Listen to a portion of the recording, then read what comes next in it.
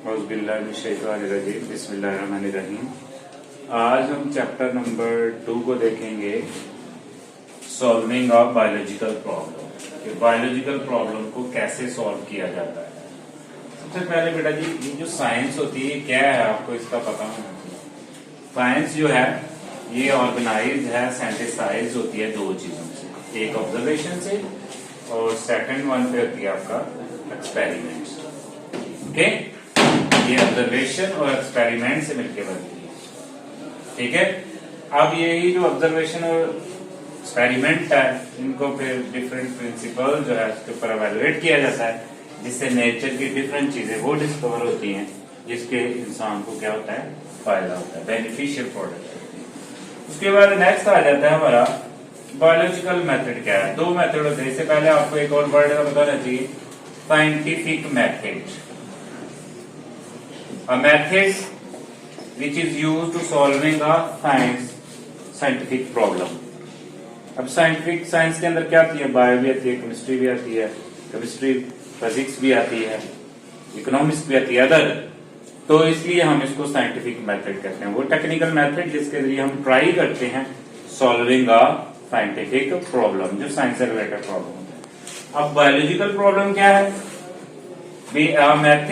scientific method in which we tried, our scientists tried to solving the biological problem।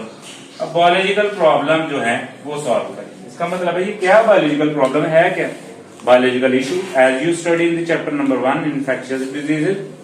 Different diseases होगी, over population, other and other many more problems related to what's, किससे related हो जी, bio से related जो होंगे उससे। ठीक है, अब इनका मकसद क्या है, ताकि नई नई चीजें डिस्कवर हो जिससे ह्यूमैनिटी को फायदा हो। अब ये होता है जी आपका बायोलॉजिकल मेथड। अब इसमें यहाँ पे क्या ये कंट्रीब्यूट करता है, भाई देखो इसने एडवांसमेंट कर दी है मेडिसिन के अंदर, इकोलॉजी के अंदर, टेक्नोलॉजी। जैसे आपने देखा इंसुलिन इससे डिस्कवर होती है बेटा, वो इसी की वजह से है। अब मैन जो है, ये एक शॉर्ट है आपके लिए, और मैन जो है ये शुरू से क्या है, नेचुरली क्या है, एक बायोलॉजिस्ट। कैसे शुरू में ये क्या करता था, हंटिंग करता था, गैदर करता था fruit, seed, vegetable, roots etcetera. इसने सीखा था हैबिटेट्स, प्लांट्स, और इसने एनिमल में डिस्टिंग्विश कर लिया। और फिर इसने ये भी सीखा एडिबल और नॉन एडिबल। एडिबल वो होता है जो ईटेबल हो, ईटेबल मीन खाने के काबिल। जैसे फल खाते हो ईटेबल है, क्या आप ब्रांचेस भी खा जाते हैं, इसकी स्टेम भी खा जाते हैं, नॉट एट ऑल। तो ये क्या है, नॉन एडिबल पार्ट्स, लीव। ठीक है, उसके बाद ये इसका जर्नल। अब मेजर जो इसका है वो है the steps of biological method. What is meant by this, भाई कौन कौन से स्टेप्स शामिल होते हैं जिसके अंदर हम ट्राई करते हैं बायोलॉजिकल मेथड को सॉल्व करने की। ठीक है, तो सबसे पहले है recognization of the biological problem. ये क्या इसका मतलब है कि बायोलॉजिकल प्रॉब्लम की पहचान कैसे की जाती है। भाई देखो जी, अब ये जो साइंटिस्ट होते हैं इनको फेस करना पड़ता है, ये खुद जो है इसको इंटरोगेट करते हैं, इनको फेस होती है ये, या इनके माइंड में आती है बात। दूसरा ये पीपल आस्क दैम, पीपल लोग पूछते हैं, डिस्कस करते हैं, एज जैसे कोविड-19, that's a very huge problem, ये जो पीछे गुजरा है। तो ये जो है फेस करते हैं, माइंड में आता है, तो इस तरह प्रॉब्लम की पहचान हो जाती है। जैसे हमने पढ़ा था malaria is caused by the Plasmodium, वो किसकी वजह से फैला, 2000 साल पुरानी बीमारी है, तो उसके अंदर बड़ी ऑब्जर्वेशन हुई उसको प्रॉब्लम को पहचानने में।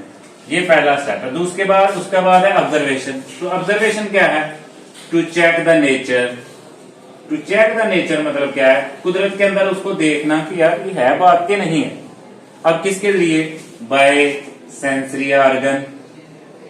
भाई जो सेंस ऑर्गन है, सेंसरी ऑर्गन, उनके जरिए, जैसे हियर, ठीक है, जैसे टच, ठीक है, उसके बाद उसके बाद है सीइंग, देखना, ठीक हो, के बाद है टेस्ट एक्सेट्रा।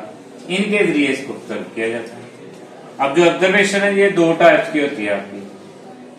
एक जो होती है आपकी वो आपकी क्वालिटेटिव है, और सेकंड वन जो है वो क्वांटिटेटिव है। ये क्वालिटेटिव और quantitative that's are very important figure. भाई ये जो है ये वेरिएबल होती है, ये इनवेरिएबल होती है, और you can count in numbers के अंदर होती है, डिजिट के अंदर को ज्यादा काउंट कर सकते हैं इसको। इसके अंदर हम क्वालिटी सिर्फ बताते हैं, ठीक है, और उसकी वैल्यू हाईएस्ट और लोएस्ट एक रेंज नहीं होती है इसके अंदर, बकायदा फिक्स्ड वैल्यू होती है। इसको मेजरेबल है, ये वो मेजरेबल नहीं होती। अब इसके एक एग्जांपल ले लेते हैं। फॉर एग्जांपल हम कंपेयर कर लेते हैं जी, वाटर है।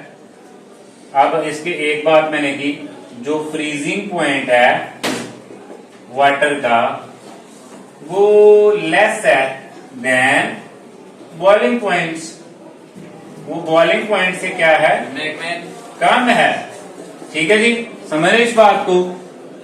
ठीक है जी, ये वाली जो बात मैंने की है ये क्वालिटेटिव है। अब क्वांटिटेटिव क्या है? क्वांटिटेटिव के अंदर अगर मैं कहूंगा कि वाटर का जो फ्रीजिंग पॉइंट है वो 0 डिग्री है और जो बॉइलिंग पॉइंट है वो 100 डिग्री है। This is very accurate. तो ये एक्यूरेट भी होगा, इंफॉर्मेशन सही भी होगी ज्यादा। This is right answer. अब इसी तरह हम देख लेते हैं जी, हमारे पास और भी हैं, जैसे इथेनॉल है, वाटर है, ठीक है जी। अब उनका हम क्या करते हैं, वेट करते हैं, उनको चेक करते हैं। तो इथेनॉल जो है वो लाइट होती है एज कंपेयर टू वाटर।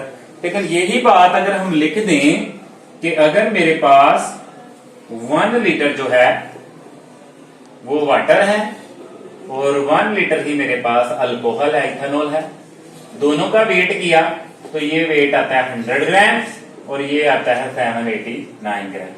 तो ये देखो, that information is very good as compare to हम देखें कि ये जो इथेनॉल है वो क्या है जी, आपकी लाइटर है as compare to water.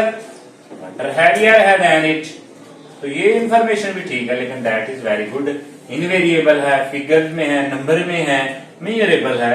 This is known as quantitative observation. अब इसके बाद जब हम ये सब कुछ कर लेते हैं, फिर हम कहते हैं जी हमारे पास जो इंफॉर्मेशन ऑब्जर्वेशन होती है, अब ऑब्जर्वेशन बिखरी हुई हालत में होती है, तो हम उसको डाटा की फॉर्म में लिखते हैं और ऑर्गेनाइज करते हैं और एक फॉर्म बनाते हैं। वो जो फॉर्म होती है उसको उससे जो एक स्टेटमेंट आती है, उस स्टेटमेंट को हम कहते हैं hypothesis. What is meant by hypothesis? भाई the tentative explanation of observation, तहकीके तलब जो वजाहत होती है किसकी जी, ऑब्जर्वेशन की, उसको हम बोलते हैं जी हाइपोथेसिस। ये कैसे बनता है? वही जो ऑब्जर्वेशन होती है उसको डाटा फॉर्म में लिखा जाता है, उसको ऑर्गेनाइज किया जाता है, उसको तरतीब किया जाता है और उससे एक लाइन बनाई जाती है और वो लाइन बेनिफिशियल होती है। जैसे Plasmodium is the cause of malaria. देखो, इतने ज्यादा एक्सपेरिमेंट सब कुछ करने के बाद एक लाइन जो हासिल हुई थी उन्होंने ऑब्जर्वेशन के जरिए, उसको कहते हैं हाइपोथेसिस। ये हाइपोथेसिस कैसे फॉर्मुलेट होता है? फिर एक गुड हाइपोथेसिस के क्या कैरेक्टरिस्टिक होते हैं? Good hypothesis characteristics, that's a good question.